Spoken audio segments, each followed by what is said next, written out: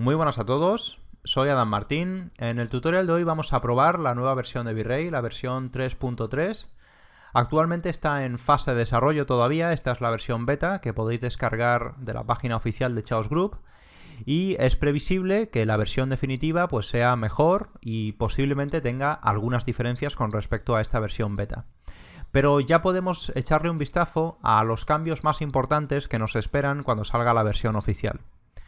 Hay dos tipos de cambios que han tenido lugar en esta versión. Algunos de ellos son invisibles, no se traducen en una nueva opción o un nuevo material y simplemente han cambiado la manera en la que se comporta el motor de render.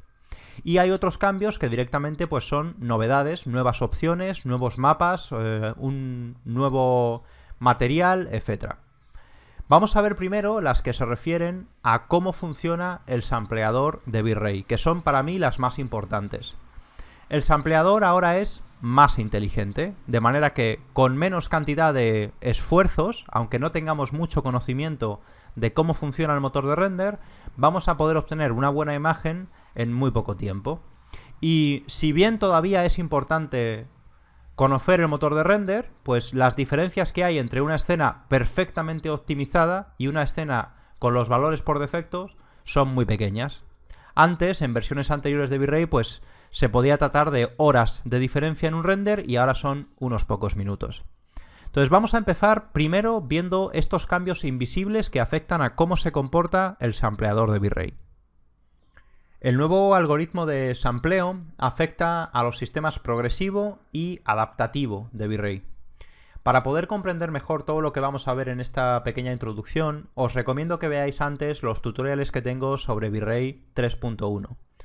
Más concretamente, la parte 4 de V-Ray Control Total, donde os hablo del sistema progresivo de sampleo.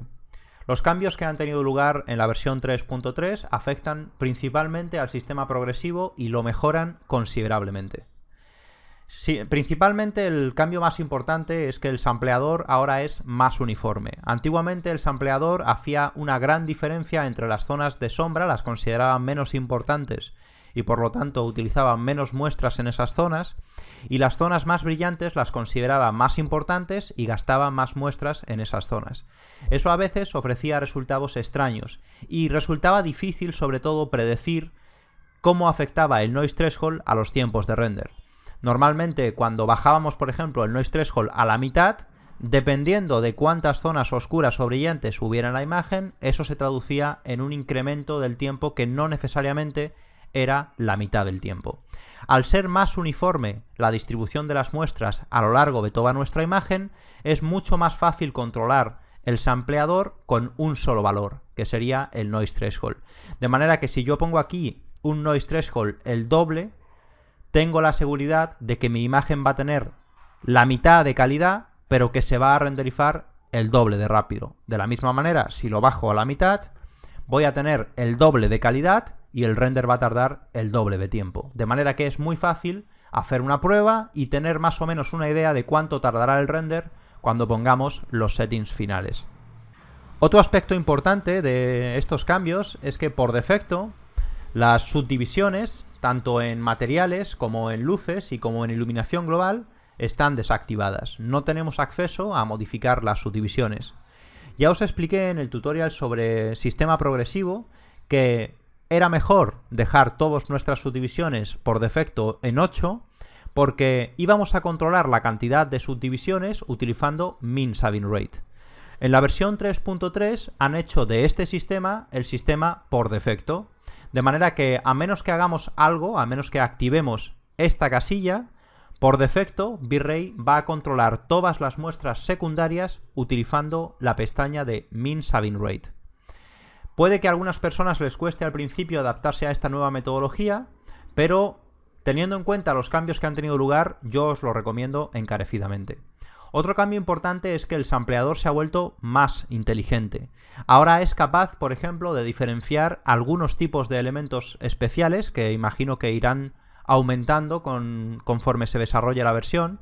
Y por ejemplo, si tenemos un V-Ray Fur, automáticamente el motor de render sabe que un V-Ray Fur necesita más muestras primarias que muestras secundarias. Y teniendo esa información en cuenta, configura el sampleador de forma más inteligente. De manera que es mucho más fácil tener un nivel de ruido uniforme en toda nuestra imagen sin necesidad de configurar absolutamente nada. Básicamente todos estos cambios están enfocados a que V-Ray sea más inteligente, que no necesite que le digamos lo que tiene que hacer y que cuando configuremos nuestro sampleador con los valores por defecto, él sea capaz de llegar a un resultado muy cercano al óptimo. Otro cambio importante que también afecta al sistema progresivo es que ahora el Noise Threshold es un threshold dinámico, no es siempre el mismo. Antes de esta versión, cuando trabajábamos de forma progresiva, todos los pases de nuestro render progresivo tenían el mismo Noise Threshold y eso pues iba haciendo que nuestra imagen se fuera depurando poco a poco. Ahora, en los primeros pases de nuestro sistema progresivo, tenemos un Noise Threshold más alto. Y según se van desarrollando pases y pases y pases, va bajando automáticamente el Noise Threshold hasta llegar al resultado que nosotros pongamos aquí. Esto tiene como consecuencia que la progresión o el tiempo que tarda en limpiarse el ruido es más uniforme. De un pase al siguiente, el nivel de ruido se limpia de forma más uniforme. Además, tenemos un feedback un poco más rápido. Los primeros pases van a transcurrir antes y vamos a poder tener más rápido una primera visión de cómo va a quedar nuestra imagen. Básicamente, si os dais cuenta, la mayoría de los cambios que han tenido lugar en la versión 3.3 han sido para mejorar notablemente el sistema progresivo y hacerlo más sencillo. Básicamente, ahora mismo, una persona que no tenga mucha idea de cómo funciona el motor de render puede usar el motor de render de forma efectiva, sin preocuparse mucho por el muestreo, va a obtener buenos resultados y los tiempos van a ser más o menos aceptables.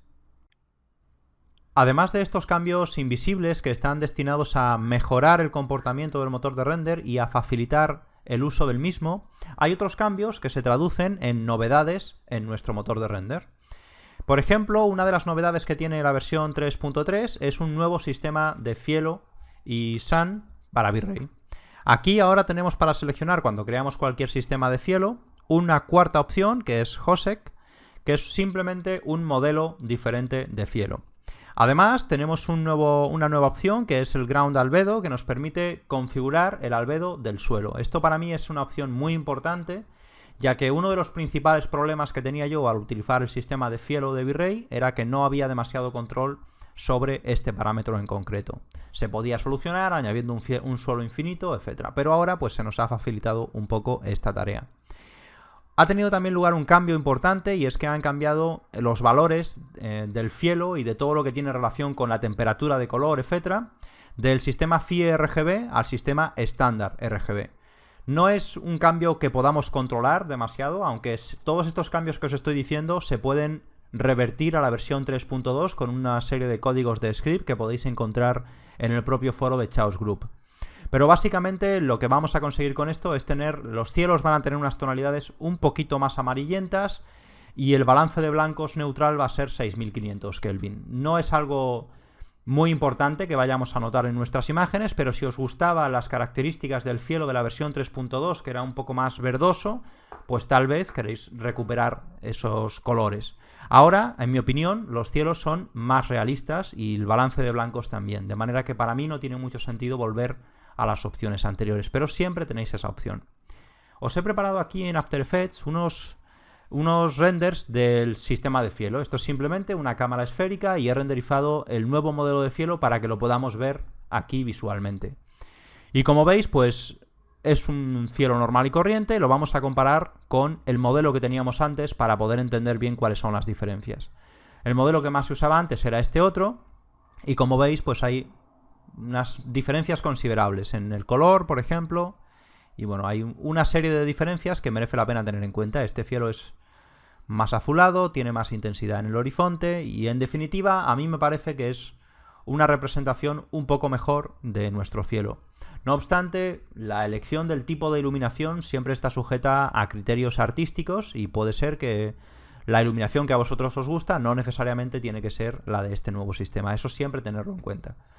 Aquí también he renderizado, por ejemplo, los efectos de Turbidity en este nuevo sistema de cielo, pues algo muy básico. Y también los efectos de Ozone en este nuevo tipo de cielo.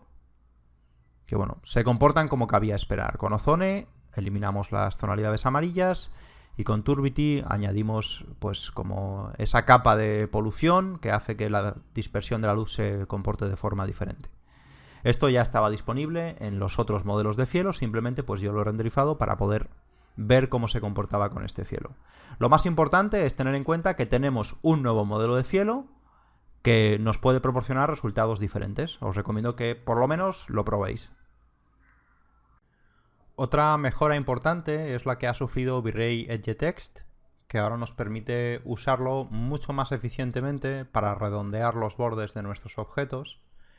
Por ejemplo, yo aquí tengo una escena donde tengo una serie de objetos que tienen todas las aristas completamente rectas y bueno, ya sabéis que cuando conectamos EdgeText al bump, pues podemos usar este parámetro de aquí para definir, por ejemplo, un radio de redondez en los corners. Vamos a poner 3 centímetros, por ejemplo.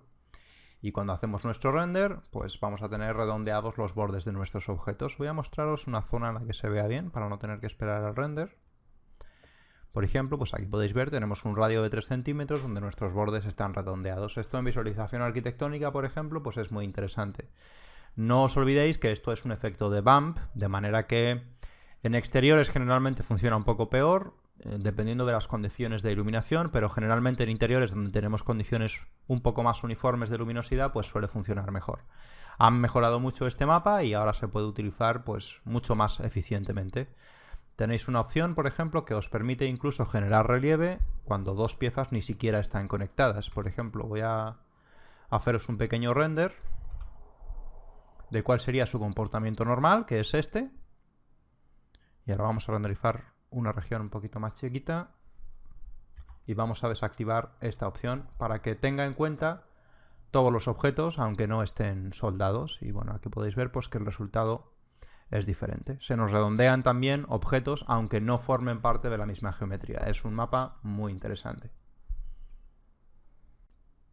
Ya vimos este lunes en un tutorial que hice sobre carrocerías de vehículos cómo podemos utilizar una de las novedades de V-Ray Service Pack 3 para crear o para mejorar un material de un vehículo. También podemos usar este material que se llama V-Ray Stochastic Flakes, un nombre muy extraño, para generar, por ejemplo, los característicos destellos en la nieve o cualquier material que tenga esos típicos destellos.